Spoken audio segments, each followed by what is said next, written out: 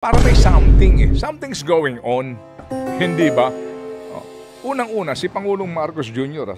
Sa balita natin kanina, sa kanyang interview, sabi niya, hindi daw niya ang ginawa itong pagbubulgar ng iskandalong ito for political purposes.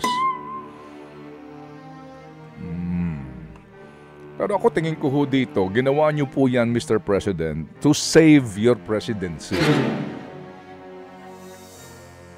Para iligtas ang inyong mga sarili. Kasi kung iba po ang nagbulgar nito, di ba? Ito lang ha. Si Zaldico. Opo. Bakit hindi nyo pa pinauuwi dito? Pinauuwi na pala pero hindi lang maobligang umuwi o pauwiin. Pansinin po ninyo, di ba? Kung talagang gusto mong malaman ng katotohanan dito, siya ang starring dito eh. At iniuugnay si Martin Romualdez. So kung nagkaroon ka na ng freeze sa air assets po ni Zaldico, kasi nga daw, meron na ba siyang kaso sa ombudsman? Yung bang ombudsman na patawag na ng preliminary investigation, parang wala pa eh. Parang talagang ang usapan ay para bagang sandali lang. Parang may hangganan lang ba na hanggang doon lang sa taong ito? Kasi kapag humantong ito sa iba, baka magkabulagaan na tayo. Spokesperson po ng DSWD. Importante po yung may pera pa ang kagawaran. 600 million daw po ang na-replenish po sa kanilang QRF. Sabi ko nga, kung tayo lang ang masusunod, ma'am, Chacha, hatiran natin ng mali-maletang pera itong DSWD. Baka naman sila may paggagamitan in the future. Sigurado. Sa dami na nangangailangan, kulang pa yung pondo na yan. Naway, makarating po sa mga talagang nangangailangan. Di ba? Kung atin pong panonoorin ang mga image dito ng mga biktima ho ng kalamidad, talagang kalunos-lunos. Pero hindi lang sila ha. May mga biktima ng kalamidad, ng mga farmers din na nagmamakaawa actually sa gobyerno, baby girl, di ba? Nagkakanya-kanya ho ng mga post ngayon, yung hirap na kanilang dinadanas. Nakakita, 8 pesos per kilo ng palay po sa farm gate price. Paano ka makakatablaman lang sa iyong hirap at puhunan. Ganun nga po ito kahirap. Kaya atin laging inuulit at inuulit ito pong iskandalong ito. Na sana nga po tayo matauhan at huwag tayong pumayag na wala ho talaga ditong mapaparusahan. Unfortunately, sa ating pong sistema, baby girl, ngayon pong magpapasko, sure, wala ka makikitang maghihimas dito ng rehas na bakal. Ika nga po nila, mawalang galang lang. As in wala. Yung pong nandidiyan sa Senado, na mga nasa kustodiya po ng Blue Ribbon Committee, yun. Hindi po rehas yun. Yan po ay contempt na ipinataw sa kanila, pero ang kanila pong kulungan doon na hindi kulungan. Huwag na po tayong umasa pa sa sistema po ng ating pong hustisya. Eto na naman tayo, baby girl. Magandang halimbawa ito, girl. Mukhang itong Sandigan Bayan, siguro po dahil sa kasama ho sila sa mga sinasabing institusyon na nakapaloob, nakaukit, nakatatak sa ating pong saligang batas na sana nga po dapat nating sandalan sa usapin po ng accountability nagbabangong puri. Ito pong Sandigan Bayan ay pinawalang bisa yung mga motion nitong dating chairman po ng PAGCOR, si Efraim Enjuino, at yung 4 pang mga akusado doon sa kanilang kaso po ng katiwalian. Ang sangkot ditong halaga, baby girl, ay 50 million pesos. Ano pa pinagmulan nito? Kung inyong maaalala, sa panunungkulan po nitong si Enjuino, nung panahon po ni Pangulong Gloria Macapagal Arroyo, nagtatag siya ng kanyang bida party list. Kasama ito sa ating pong ginawan po ng storya, noong mga panahong iyon sa ating pong programa na dahil nga po sa ginastahon nila ang pera ng PAGCOR para po sa kanilang bida party list na launching dyan sa Luneta. Anyway, fast forward po tayo, may mga question dito at ginawa itong paggasta sa pera ng PAGCOR para po sa kanilang mga sinasabing pansariling political interest magmula po noong 2005 hanggang 2008. Meron pong mga nagreklamo dito at pati COA naglabas po ng report dito. Hindi tama yan. May ginawa kayong kabulastugan doon sa bidding process na ginawa ninyo sa pambili ninyo ng mga gamit para sa inyong Bida Foundation. Okay. Ngayon mga kapatid, ang ombudsman ay nagsampa ng kaso 2013. So, nung tinanggap nila, 2009, 2010, mga inabot sila ng mga 3 taon na pag-iimbestiga rito, baby girl. Bago na isampa sa Sandigan Bayan. So sa ombudsman, baby girl, umabot ito ng halos 3 taon. Ngayon, dumating ito ng Sandigan Bayan, 2013. Anong taon na ngayon? 2025. Okay. So ito po ay motion pa lamang for reconsideration. Hindi pa ito final kasi papanig pa ito ng Supreme Court sigurado eh. Oh, girl. So ito ho ay halimbawa na naman dito po sa kasong ito tungkol sa flood control scandal na ito. Flood control projects po ng DPWH. So yun lang po ang gusto ho nating ipaliwanag dito. Na tayo po'y umaasa na may mapaparusahan dito. Oo naman, yan pong ating dinadalangin. Pero kailan? Ewan ko lang po kung kaya natin magtiis pa, na maghintay pa po. Hindi ka maiinip, girl. Naiinip ka na ba? Sobra! Dami ng pangalan na banggit. Wala ni isa maghihimas-rehas dyan. Tsaka ang laki ng halaga, hindi milyon. Bilyong Trilyon piso. actually. Sabi nga ni Secretary Vince, trilyon po ang pinag-uusapan natin ninako nila dito. Ha? Inip na po ang mga Pilipino.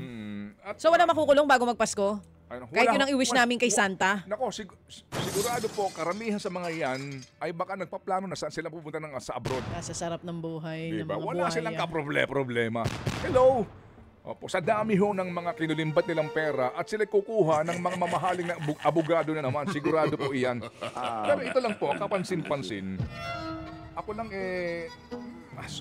para may something Something's going on. Hindi ba? Unang-una, si Pangulong Marcos Jr. sa balita natin kanina, sa kanyang interview, sabi niya, hindi daw niya ginawa itong pagbubulgar ng iskandalong ito for political purposes. Pero ako tingin ko ho dito, ginawa niyo po yan, Mr. President, to save your presidency.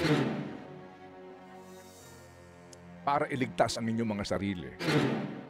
Kasi kung iba po ang nagbulgar nito, di ba?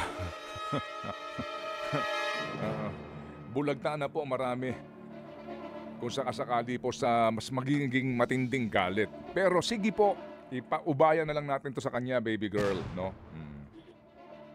Yun din naman ang pinaniniwalaan ng iba na ang nagsimula naman ng lahat ng ito ay ang Pangulong Marcos Jr. Oo, kasi nga magmula sa Diba, SONA, etc. Oo, sa SONA. At ngayon, meron na tayo nitong Independent Commission for Infrastructure. Pero ang hiling nga ng mga tao, ang panawagan, yung bang karapatan natin for information naman. Kasi nga, natigil na po itong hearing sa Senate, ukol po dito sa flood control projects. Hindi natin alam kung magpalit man ang magiging chair, kung magkakaroon pa rin ng pagdinig dyan. Pero ang sinasabi ng ilan, dahil may ginagawa ng pagdinig sa ICI, hayaan na natin sila. Kaya lang, yun nga yung paulit-ulit mo rin sinasabi, hindi natin alam kung ano po ang nangyayari. Paano malalaman ng taong bayan na talagang balanse po yung ginagawa na investigasyon dyan sa ICI ngayon? Na wala pong pressure na nangyayari at lahat ay mapapanagot at lahat ng mga pangalan na malalaki na involved ay maibubulgar.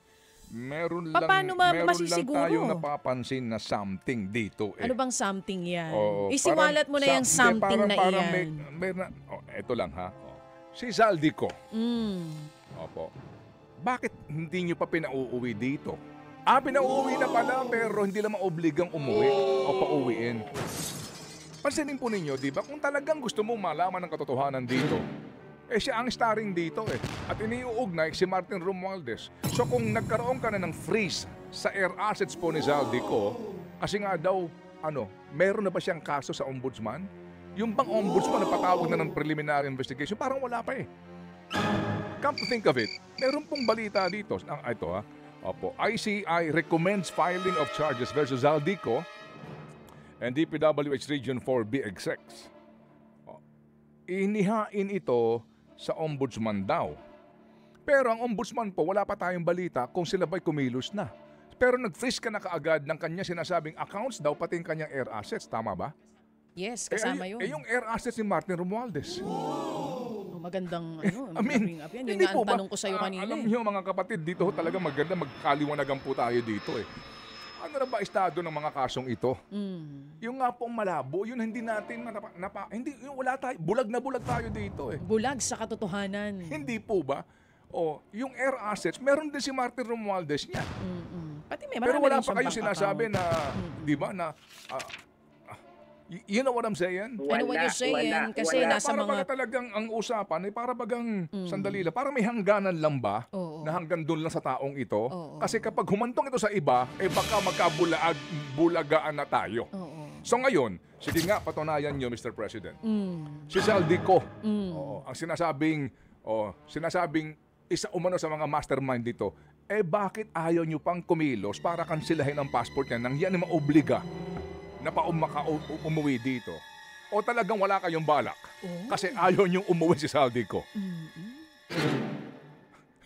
Magpakatotoo po tayo dito, di ba?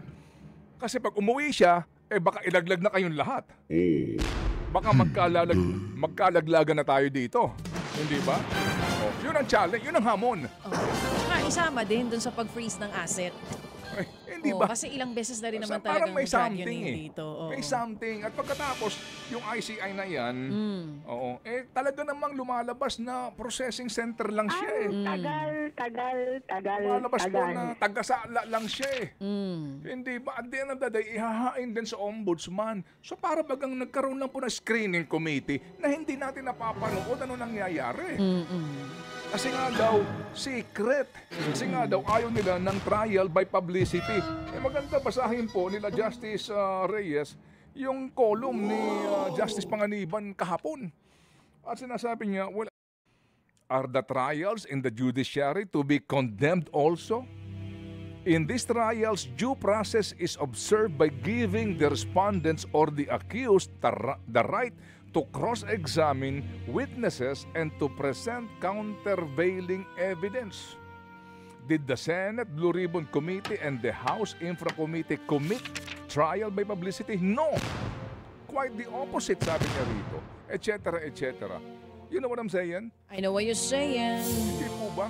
Itong ICI, merong panukala, i-certify daw as urgent para bigyan siya ng kapangyarihan to subpoena, to contempt, and even other powers to perhaps issue search warrants. Saan ka naman nakakita, Aaron Tolentino? Nung pinag-uusapan ito about almost a month ago, ang sinasabi naghahatid ng mali-maletang pera. Saan sa mga lugar identified nila? Opo. Naghihintay ka din na kung totoo na gusto mo malaman na dyan ibinabaksak ang pera, hindi ba dapat meron nang sa intelligence fund na ginagamit ninyo ng iba't ibang mga intelligence agencies?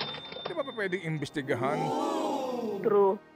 Yung mga lugar na yan, humanap ng testigo na maaring dalhin sa hukuman para makapag-issue ng search warrant?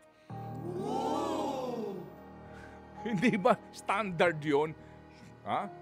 Pupuntahan, aalamin, saan iniimbak yung pera?